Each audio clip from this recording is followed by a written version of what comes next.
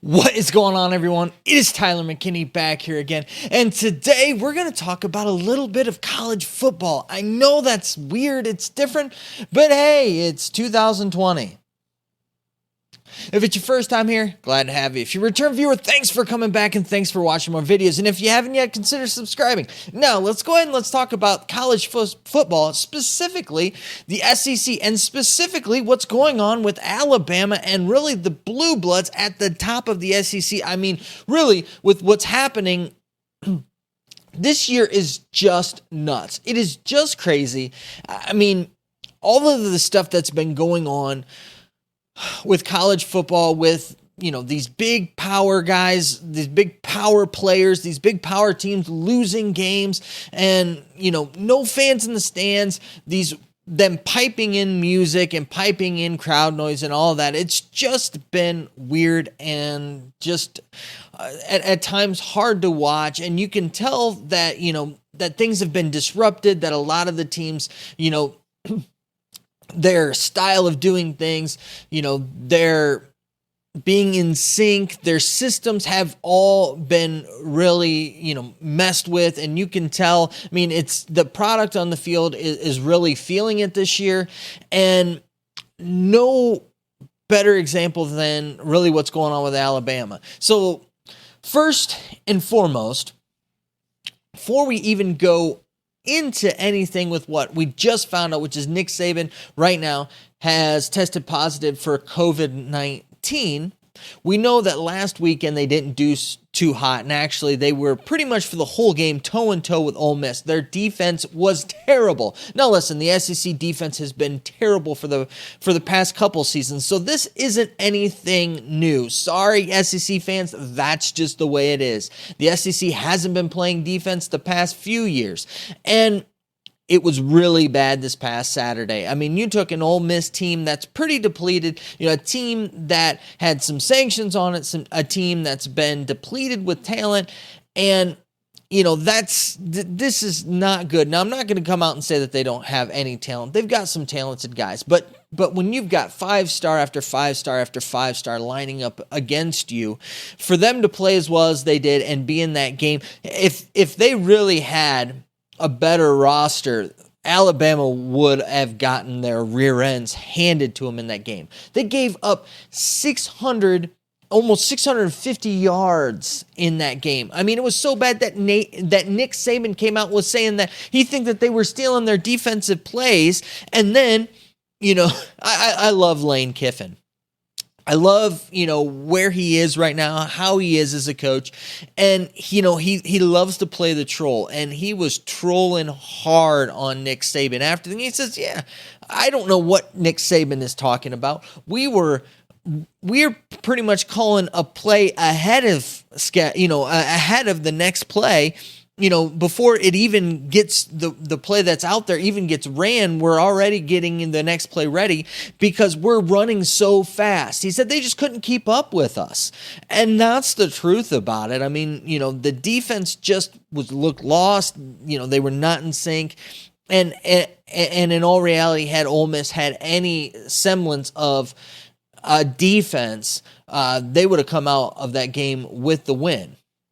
Alabama wins, and then, a couple days later, Nick Saban changes his tune, and, they're calling for the defensive coordinator's head, this and that, and, Nick Saban puts it usually where he does, and he puts it back on the players that they should have executed better. I don't know with that. There was a lot of factors and a lot of things going on there, so we'll leave that as that, but this hasn't been a very good week, and it's leading up into this Georgia game, the number 3 Georgia, which rankings this year, just throw them out the window because they really don't mean anything. One, you got half the teams ranked. We really haven't seen the teams very much, and they're all over the board. It just goes to show you the teams that are more prepared and the talented teams are going to be the teams that are going to be winning these games this year. That's just the way that it is. So if a coach was able to, if he's able to get kind of their scheme going, those are going to be the ones that are going to be winning the games.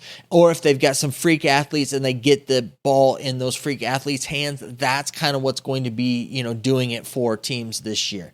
So with Alabama having this huge matchup coming up, it came out today that Nick Saban tested positive for COVID-19. So he is now at home. He's immediately quarantining and this and that. And the funny thing for me here is listen, I've said I'm kind of in the middle on this thing with the whole COVID. A lot of people would say that I'm too reckless in my actions and what I do, and that I need to take this thing more seriously. And the people who really take it serious think that on the other side, I'm just kind of in the middle. I feel like I get it from both ends, because I take it too seriously to some people, and to others, I don't take it seriously enough. But I just think this cracks me up. So your head coach, who's the head coach, who is interacting with literally everyone on your team, tests positive. Now, for the rest of us around, that institutes into a 14-day quarantine or until a negative test. Now, I will say that the type of test that he's taking is kind of one of those rapid tests to where, they're not necessarily as accurate as, some of the other tests that take a few days to get back. But when you're playing this game like they are, you've got to be tested, boom, boom, boom, boom, boom. And supposedly, I think he's already been tested. He's got no symptoms of COVID-19. So who knows? He could have it. He could not have it. And that's where one of the frustrating things lies with the COVID-19, because you just don't know. You really don't know. You don't know if this is a positive test. You don't know if it's not a positive test. You don't know if, he really has it, he doesn't, or, is he not really feeling any symptoms, but they're going to come on later. Or maybe he just never will get symptoms like a lot of people do, or it's just the sky's the limit with it. But the thing for me that I just find this humorous is so if somebody around me, let's say, I'm working with people at my work, and I test positive for COVID-19, and all the people that were in contact with me, close contact, and let me tell you that all of what they were doing on the sidelines and all the stuff that we saw and everything that's been going on these past weeks, that there hasn't been not social distancing happening off camera. You and I both know that type of stuff is happening, that they're not fully doing that all the time. So for me, or for the rest of the world, we'd be in 14-day quarantine. Everything would be that way. That's not the case. It's business as usual, except for, Saban, instead of, being on the sidelines, he's going to be big brother in the sky watching from a Zoom meeting until he gets back a negative test. But see, here's my thing with it. It just shows you, and again, I'm totally fine with it. I'm probably, kind of in the middle on this one. So I'm totally fine with them thinking that the risk is worth the reward here, and I'm okay with that for football. And that with it, I've seen all the stats, I've seen all the stuff, and to my best estimate, I'm totally fine with it. But what they are doing is they're pretty much saying that the risk is worth the reward here, meaning, not shutting things down and continuing on. Whereas in other places, this game might not be happening. I mean, when you've got a number two against a number two against a number three team, and that's headlining your week, especially with your other top tier game that's already been canceled, the LSU Florida game that's already been postponed. So you've got that, and so you've got this all sitting here, and I'm just thinking to myself, come on, guys. Seriously, if this were anything else, everybody would already be in 14-day quarantine. They would be hunkering down, and the game for this weekend would already be canceled. But hey, that's where we are. This is where sports is at, and sports are trying to happen. They're trying to make their money. They're trying to do stuff. And this is college football, which I thought it was more about the student than necessarily the athletics. But it's just another thing to show us just where the importance lies and where that is with it. And again, I'm totally fine with it. For the record, I'm fine with all that. So, but let's call it what it is. And this is truly showing us what it is, because in in other veins and other things would have been shut down already, that, everybody would have been sent home, but they're not. And you can't tell me that there aren't people in that organization that were around him and the athletic director. Remember, the athletic director also tested positive. So both of them tested positive today, and they haven't been sent home. Like I said, goes to show you where things are at. I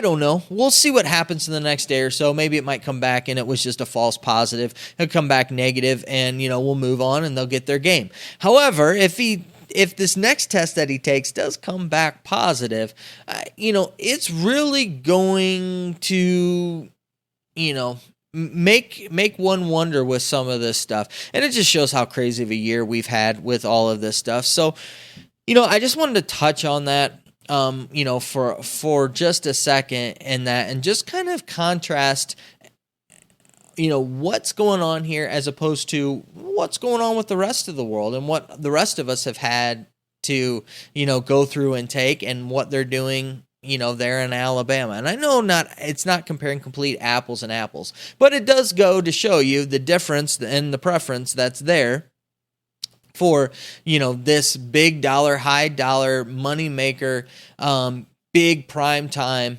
matchup that they're getting, a number 2 versus a number 3 with it. And it's another one of those things too for me, because it's like, methodical Nick Saban. This has been a weird, rocky year for him anyways, and just taking him out of that position before they play this number 3 team just goes to show you, just kind of how weird and crazy they are, because it's something that's out of his hands that he can't take care of, that he can't, deal with and do, that he has to endure through, which is, when you get a guy like that, it's funny to see them sweat these type of things out, because they have no control, and it just irritates them. So it is kind of funny to see from that standpoint, but it's not funny to see, this positive test. I really wish that they would have taken it a little bit more seriously, because he does fall into the age bracket. He's 68 years old. He does fall into the age bracket where it's like,